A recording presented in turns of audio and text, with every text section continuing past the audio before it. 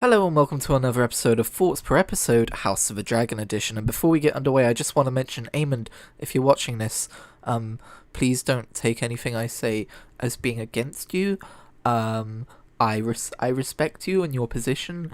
I'm scared of you. Every time the camera cuts to Aemond, it's a jump scare because that man is fucking terrifying. So yeah, there's been a time skip and the children are older now. The age gap between the Alicent children and the Rhaenyra children, which is how I will be referring to them because it's easier to keep track of, is more apparent now, in my opinion. Aegon, oh yeah, we're going to keep that clip because that is as gross as Aegon is. He's like a more evil Draco Malfoy. It's insane. I've already talked about how Aemond is terrifying, and what's her face? The girl one? I should know her name. She's in a neglectful marriage with the horrible Aegon, so none of those kids are really that fun. Aemond, by the way, as much as I'm terrified of him, he's brilliant on screen. He really went from the kid who got bullied to the fucking terrifying psycho menace. I do like how he's, for want of a better term, on the other side, but Daemon is still like, oh yeah, I like this guy. Aemond is basically young Daemon, so that's no surprise. The strong kids are still mostly indistinguishable from each other, but you know, they've grown up a bit too.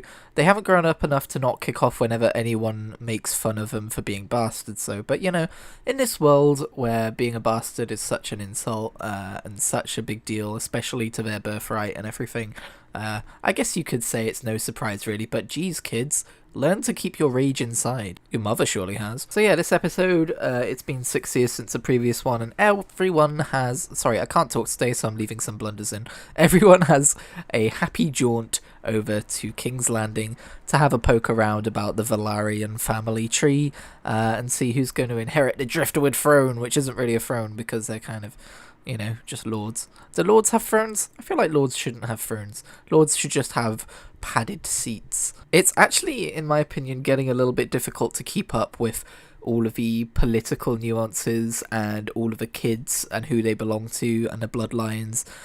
So I do apologise if I get something wrong or leave something out.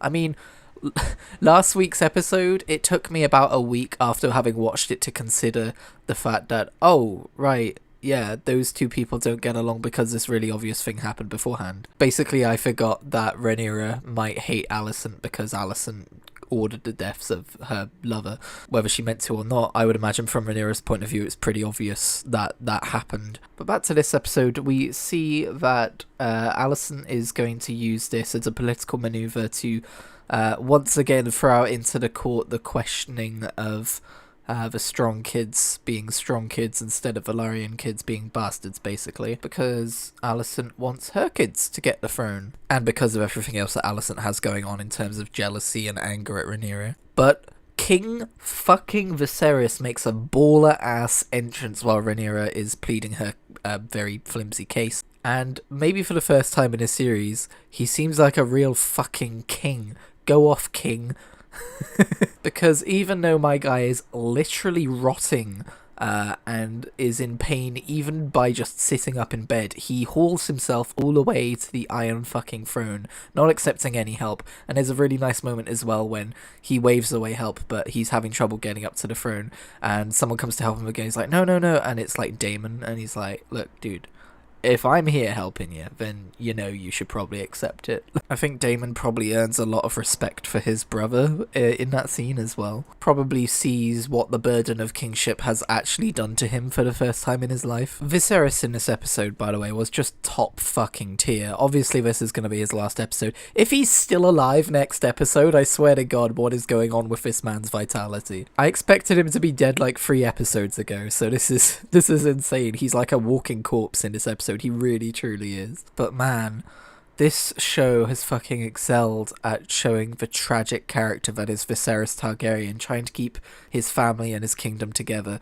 Constantly the peacemaker, but unable to keep the peace because he tries to please everyone. It's so fucking tragic how he's literally a walking fucking skeleton at this point, rotting away, and he's still trying to make things right. He says, I have to make things right, like, as he's, like, basically dying. But in this scene, he makes his last real showing as king, And while it probably ends up killing him by the end of the episode, he's there like shouting proclamations as to like, why the fuck are you arguing over this? I already told you guys, Lucerys is the heir. That's what Corlys wanted, right? And Rhaenys is like, yeah, that's what Corlys wanted. He's like, then why the fuck are we here, my guys? He reasserts that Rhaenyra is the heir, and you know, it's really sweet as well, because Rhaenyra is like pleading by his bedside for him to help her, and you get the impression that's not going to happen by just how ill and weak he is in that scene, but it gets through to him because he basically spends his last ounces of strength helping her in that scenario. Aemond Velaryon makes the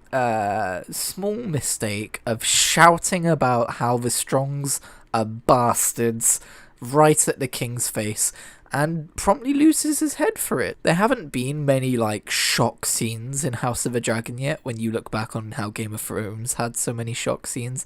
I think this was definitely up there though. This was definitely one of them. I somewhat doubt that you'd be able to cut through a skull that cleanly, but it was very effective of like just showing you how quickly a life can be snuffed out for saying the wrong thing in this political court. Because while in the moment it's like, holy shit, Daemon just did that, you have to remember, fucking Viserys was saying he would cut the guy's tongue out, and Daemon didn't face any repercussions. I mean, when does Daemon ever face any repercussions, to be fair? But, you know, he said a treasonous thing, he lost his head for it, and Daemon is sat down at dinner with the rest of them moments later. Even a Velaryon can have their life snuffed out for saying things which turn out to be true. And then afterwards we have the scene where they all sit down for dinner, and you think it's going to be a disaster, and it kind of is, but not for a while. This is Viserys' last chance to make amends, to make things right, to force them all to love each other and stop fighting.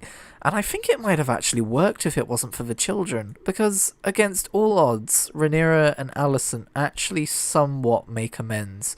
And this is undermined at the end of the episode in maybe the dumbest moment of the series so far, but we'll get to it. But in stark contrast to the beginning of the episode, when Rhaenyra and Daemon are very obviously not greeted at the front of the gates because nobody wants them there, Alicent actually welcomes the idea of Rhaenyra coming back to King's Landing on Dragonback like the next day. It looks like they may even become friends again, because Viserys fucking guilt-tripped them all into not hating each other anymore. It actually worked, and all it took was for him to reveal that half of his face was basically a skull, and whinge a bit about how he was about to die and they all hated each other and there was nothing he could do about it, and it made everyone very sad.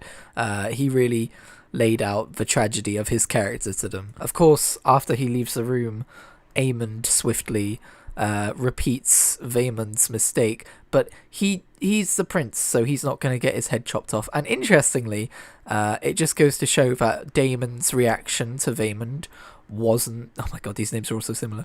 It wasn't an emotional one, because when Vaemond says it, he gets his head chopped off. When Aemond says it, Daemon actually kind of chuckles. He enjoys watching Aemond do his thing. The reason that Daemon killed Vaemond was more politically charged than anything else. Fuck me, that was hard to get through. The episode ends with what is probably the death of Viserys, and is absolutely the death of any empathy I had towards Alicent at all, because drugged up, dying, fucking Viserys thinks that Alicent is Rhaenyra and talks about the prophecy. But Alicent mistakes the prophecy for him talking about his desires for what's happening in the world currently. And you could also say this is partially the fault of fucking Alicent and Viserys for naming Aegon and trying to make an age of Aegon. But somehow, and I don't think this works because this is definitely a new thing, this ties back to the Song of Ice and Fire Prince Who Was Promised prophecy they added at the end of episode 1. They're trying to run with it, they're trying to make it part of the plot point as a big misunderstanding, and I fucking hate big misunderstandings, but they're trying to make it so that Alicent misunderstands the prophecy of the Prince Who Was Promised as Viserys telling her that he wants Aegon to rule, to be on the Iron Throne, because he's talking about how Aegon the Conqueror had this prophecy and how a Targaryen must sit the throne, and Alicent gets her wires crossed. But here's the thing, that means Alicent has about 50 IQ, because she already knows, after everything that just happened today, after all that Viserys just went through to reaffirm Rhaenyra as the heir to the Iron Throne and get their families talking again and make them friends again. After all that, Alicent really thinks that he's sat there going, actually, I want you to put Aegon on the Iron Throne, you must do it for the good of the realm. Like, does she really think that this dying, drugged old man means that? And like, we aren't shown, this isn't her going, this could be perceived as him telling me this, so I've got an excuse to do this. The show has just told us that she has made amends with Rhaenyra and likes her and supports her. The words came out of her mouth where she was like, you will make an excellent queen. And maybe I'm naive, but I don't think she was just doing political manoeuvring at that point. I think she was admitting defeat after what happened that morning with the Velaryons. So yeah, I imagine in the book, I have read it, but it's been so long. I imagine in the book, Rhaenyra and Alicent never made up, and the conflict just goes ahead as it was already going. But I think the show wanted to do something a bit different to include this prophecy and have it have effect on the events of the histories of Westeros. So I think that's why they had Alicent and Rhaenyra make up, because it's also better for their characters if they make up. They're more likable because they have the ability to make up. And now the problem is that makes everything going forward the problem of a misunderstanding because Alicent has 5 IQ. So I don't like it. One last thing before we end here. There is a scene where Rhaenys is looking at the corpse of Aemond, and I wish I had this quote off by heart, but the maester is telling her it's bad luck to look at the dead, and Rhaenys says something along the lines of how the stranger has visited her more times than she can count. If he cared about her, like basically saying the stranger doesn't care if I'm looking.